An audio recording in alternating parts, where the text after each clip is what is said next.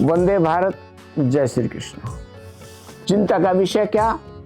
सनातन समाज भयंकर अकर्मण्यता और निष्क्रियता की अवस्था में है। जब तक मेरे ऊपर आघात होगा, पड़ोसी का घर जलता है जलने दो। ये भारतीय समाज की मनोदशा। बहुत महत्वपूर्ण वीडियो है, आप सब विचार करें, शांति के साथ मेरी बातों को सुने। ऐतिहासिक तथ्यों के आधार पर मैं अपनी बात रखूंगा और ये जल्दबाजी में स्किप करने का वीडियो नहीं है। आप देखें, पूरा देखें, अगला वीडियो भी देखें, उसके बाद का वीडियो भी देखें।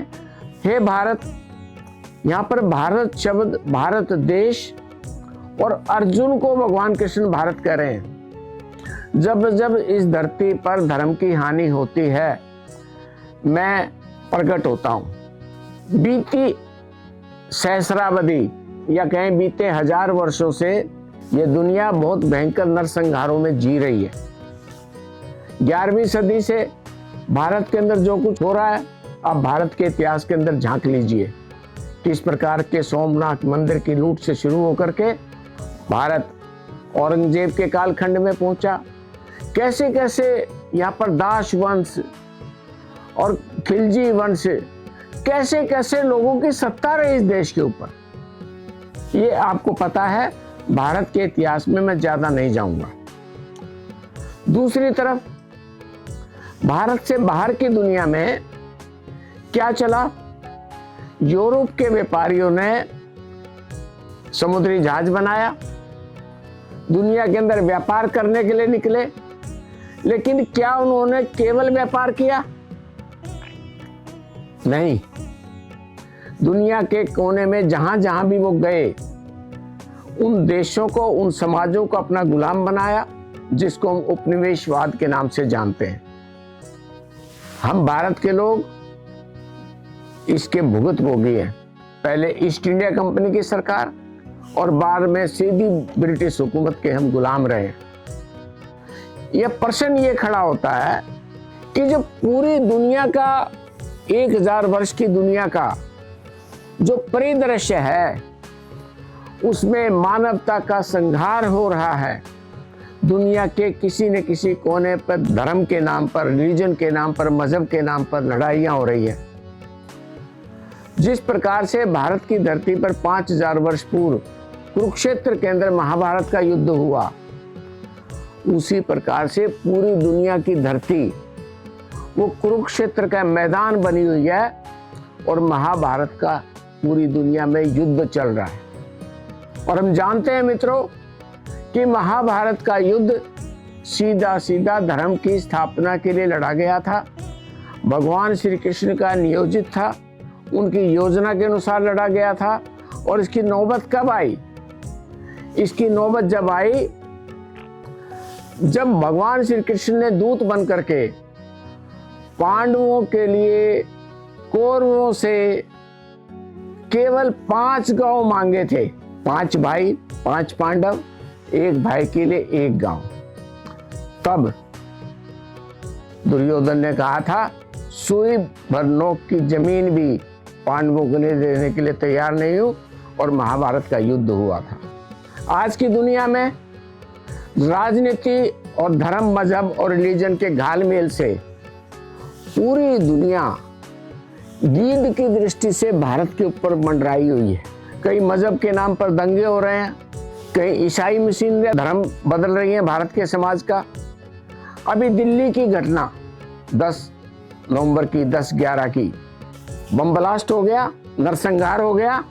इसमें हम 10-10, 15-15 मिनट लगा करके कि दुनिया किस प्रकार से धर्म के नाम पर भ्रमित है, किस प्रकार का पागलपन है, किस बात का धार्मिक अंधविश्वास है।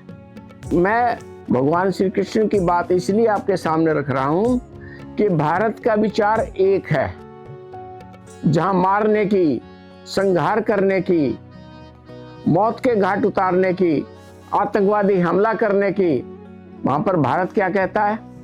भारत हर छोटे बड़े उत्सव पर सबसे पहले शांति पाठ करता है।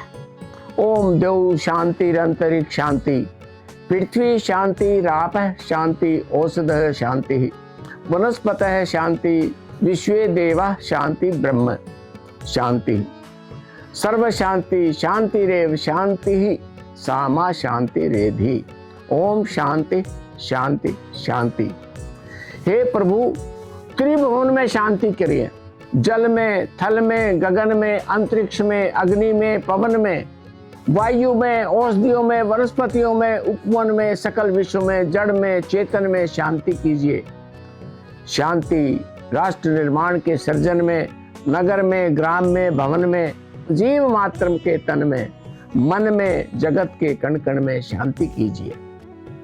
भारत ये शांति पाठ करता है और पूरी दुनिया की गीत दृष्टि भारत के ऊपर लगी हुई है।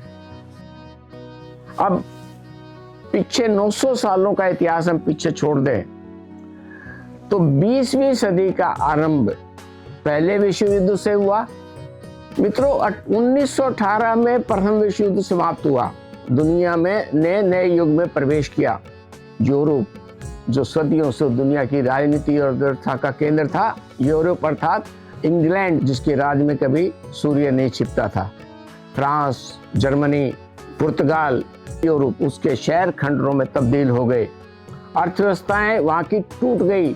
लाखों सैनिक इस युद्ध में, प्रथम विश्व युद्ध में भेंट चढ़ गए। लेकिन इसमें अमेरिका औद्योगिक रूप से सशक्त हुआ और यूरोप के पिछड़ने का जश्न मनाते हुए वह अमेरिका विश्व उद्धारक की छवि गढ़ने में व्यस्त हो गया। यहाँ से 20वीं सदी के आरंभ में पहले युद्ध के बाद से अमेरिका का दौर शुरू होता है। यूरोप की तबाही के बाद अमेरिका अपना आर्थिक वर्चस्व स्थापित करने की दिशा में बढ़ा। आर्थिक वर्चस्व बोले तो जिस प्रकार से यूरोप उपनिवेश बना करके दुनिया को गुलाम बनाता था, अमेरिका ने आर्थिक साम्राज्य स्थापित करके दुनिया को अपना गुलाम बनाने की दिशा में कदम बढ़ाया। डॉलर धीरे धीरे पाउंड स्टर्लिंग की जगह विश्व मुद्रा बनने लगा। यूरोप ने ऋण और सहायता के नाम पर कई देशों की अर्थनीतियों में हस्तक्षेप किया। अमेरिका ने सुनिश्चित किया कि भविष्य में उसकी पकड़ ढीली न पड़ने पाए और येन केन पर का ऋण पूरी दुनिया अपने वर्चस्व का जाल बुनने में लग गया। बेशक 1930 के दशक में अमेरिका ने ग्रेट डिप्रेशन का सामना किया, लेकिन दूसरे विश्व युद्ध के दौरान वह फिर से उत्पादन, आपूर्ति और हथियार निर्माण का केंद्र और हथियारों का सौदागर बनकर के उभरा। अब आप समझ सकते हैं कि हथियारों का सौदागर बनने का अर्थ क्या। महाभारत के युद्ध में हथियार ही तो इस्तेमाल होंगे, वहां पर शांति की बात तो होगी नहीं। यूरोप के खंडरों से उठते धुएं के बीच अमेरिकन ड्रम यानी आर्थिक साम्राज्य का ध्वज लहरा रहा था। सेकेंड वर्ल्ड वॉर समाप्त हुआ। अमेरिका एकमात्र ऐसा देश था जिसके पास आर्थिक स्थिरता थी, परमाणु शक्ति थी। और इस सेकेंड विश्व युद्ध में अमेरिका ने किस प्रकार से हिरोशिमा के ऊपर परमाणु हमला करके और वहां के जीवन को तहस नहस किया। यही वह समय था जब अमेरिका ने तय किया कि भविष्य की दुनिया मुक्त बाजार के नाम पर चलेगी और दुनिया में लोकतंत्र और पूंजीवाद अमेरिकी ढर्रे पर। दूसरे विश्व युद्ध के बाद अमेरिका ने खुद को मुक्त विश्व का नेता घोषित कर दिया, किंतु साम्यवादी सोवियत संघ सामने आकर खड़ा हो गया। शीत युद्ध शुरू हुआ। शीत युद्ध एक ऐसी लंबी लड़ाई है, मतलब यूएसएसआर, संयुक्त रूस, रसिया और इधर से यूएस। इस बीच 1949 में एक ऐसी इधर से लड़ाई जिसमें अमेरिका ने हथियारों से ज्यादा प्रचार, गठबंधन और आर्थिक दबाव से विजयी होने की रणनीति अपनाई।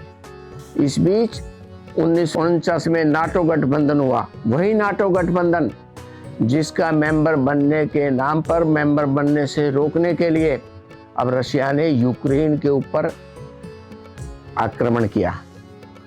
ये एक ऐसा सैन्य गठबंधन था जिसके तहत अमेरिका ने यूरोप की सुरक्षा की जिम्मेदारी उठाई, किंतु वास्तव में ये यूरोप के लिए अमेरिकी नेतृत्व को स्वीकार करने का समझौता था। इसी मार्शल प्लान के अंदर तहत यूरोप को पुनर्निर्माण के लिए सहायता दी गई, लेकिन उसके बदले में अमेरिकी पूंजीवाद और नीतियां पूरे यूरोप के ताने बाने में समा गई। Vietnam, Korea, Iran, Cuba, Afghanistan, ये सारे देश शीत युद्ध की प्रयोगशालाएं बन गए। अमेरिका ने यहाँ सीधा हस्तक्षेप करके कठपुतली शासन खड़ा किया। उद्देश्य केवल एक कि साम्यवाद पनपने ना पाए, मतलब इन देशों में साम्यवाद का डर दिखा करके उन्होंने अपने चालें चली। शीत युद्ध का असली हथियार था सूचना, मनोरंजन तकनीक। Hollywood, Coca Cola, Microsoft, rock music और ब्लू जींस, ये सब केवल उत्पादन नहीं थे, ये सब अमेरिकी जीवन शैली के दूत थे। आप अंदाजा लगाइए कि क्या आज भारत का समाज ब्लू जींस नहीं पहनता, माइक्रोसॉफ्ट का इस्तेमाल नहीं करता, कोका कोला का इस्तेमाल नहीं करता, रॉक म्यूजिक के ऊपर नहीं झूमता? ये अमेरिका की जीवन शैली के दूत थे। आज हर आदमी अमेरिकन बन के जीना चाहता है, जिन्होंने पूरी दुनिया को यह यकीन दिला दिया कि अमेरिकन बनना ही आधुनिकता का पर्याय है। 1991 में सोवियत संघ का विघटन हुआ और अमेरिका ने पहली बार एक ध्रुवीय विश्व, यानी केवल एक पक्ष, और वो पक्ष अमेरिका का। ये 10 साल अमेरिका का स्वर्ण युग है। अमेरिका ने संयुक्त राष्ट्र, विश्व बैंक, IM जैसे संस्थानों के माध्यम से पूरी दुनिया की नीतियां तय शुरू करने की। यह उल्लेखनीय है 1991 का समय अमेरिकी कंपनियों का भारत में आना और जमना, ये वही समय है जब नरसिम्हा राव की सरकार के अंदर वित्त मंत्री सरदार मनमोहन सिंह ने भारत की अर्थव्यवस्थाओं के दरवाजे खोले और भारत के अंदर अमेरिका ने प्रवेश किया। इराक पर हमला, बाल्कन संकट में हस्तक्षेप, लैटिन अमेरिका के देशों में राजनीतिक बदलाव, दुनिया का वर्ल्ड ऑर्डर अमेरिकी प्रभाव के दौर की झलक देता है। वाशिंगटन से लेकर वॉल स्ट्रीट तक हर नीति का उद्देश्य था वैश्विक संसाधनों, तेल बाजार और तकनीक पर नियंत्रण। इस सारे इतिहास की मैं चर्चा इसलिए कर रहा हूं कि आपके सामने एक वो परिदृश्य बने कि पूरी दुनिया किस प्रकार से कुरुक्षेत्र के मैदान में खड़ी है और चारों तरफ से आक्रमण हो रहे हैं मनुष्य के ऊपर, मानवता के ऊपर, मनुष्य की शांति के ऊपर, मनुष्य की जीवन शैली के ऊपर। अमेरिका की नीति है वैश्विक लोकतंत्र के नाम पर अपने हितों का साधन। जरा विचार कीजिए, भारत ने पाकिस्तान पर 22 अप्रैल 2025 को ऑपरेशन सिंदूर किया और डोनाल्ड ट्रंप अमेरिकी राष्ट्रपति आ गए कि मैंने युद्ध रुकवा दिया, जबकि इस युद्ध के पूरे सूत्रधार भारत के प्रधानमंत्री श्रीमान नरेंद्र मोदी थे। अमेरिका का कोई हस्तक्षेप नहीं था। ऑपरेशन सिंदूर के अंदर धर्म पूछ करके भारत के मनुष्यों का नरसंहार किया और यहाँ की बहनों को विधवा बनाने का काम किया। ऐसे पाकिस्तान के आर्मी चीफ को वाशिंगटन के अंदर अमेरिका ने अपने साथ बुला करके लंच और डिनर करवाया। जब अमेरिका को पता है 9/11 पेंटागन पे हुआ, उसका आतंकवादी पाकिस्तान के अंदर पाया गया, 26/11 भारत के ऊपर अटैक हुआ, उसके आतंकवादी पाकिस्तान में पाए गए। ये अमेरिका की नीति इस युद्ध के अंदर, अगर हम ये कहें कि ये महाभारत के धृतराष्ट्र की नीति है तो ये अतिशयोक्ति नहीं होगी। वैश्विक लोकतंत्र के नाम पर अपने हित साधना, मानवाधिकार के बहाने दूसरे देशों में सहायता देना और हस्तक्षेप करना, अपना नियंत्रण कायम करना। अमेरिकी वर्चस्व अब बमों से नहीं बल्कि कूटनीति, अर्थव्यवस्था और तकनीक से चलता है। वो खुद को दुनिया का रक्षक बताता है, लेकिन उसकी नीतियां अक्सर बताती हैं हर कार्रवाई के पीछे तेल बाजार या राजनीति की छिपा होता है। आज अमेरिका सबसे प्रभावशाली शक्ति है, पर इसका एक छत्र राज्य अब चुनौती में है। चीन आर्थिक शक्ति बन चुका है, रूस सैन्य मोर्चे पर प्रतिद्वंदी है और यूरोप स्वतंत्र नीति अपनाने का प्रयास कर रहा है। मित्रों, अंडरलाइन करिए, चीन को आर्थिक महाशक्ति किसने बनाया? अमेरिकी कंपनियों ने अधिक लाभ कमाने के लिए 1980 के बाद से OEM करवानी शुरू की, थर्ड पार्टी मैन्युफैक्चरिंग, और पैसों के स्वार्थ में डूबकर अमेरिका ने अपने दूर विरोधी साम्यवादी देश चीन को महाशक्ति बनाकर बराबरी पर लाकर खड़ा कर लिया। अमेरिका का भारत में सीधा हस्तक्षेप है।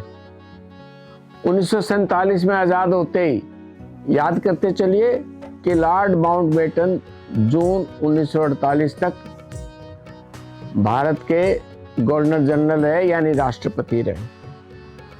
पाकिस्तान का आक्रमण हुआ, ऑक्युपाइड कश्मीर आज पाकिस्तान के पास है। अभी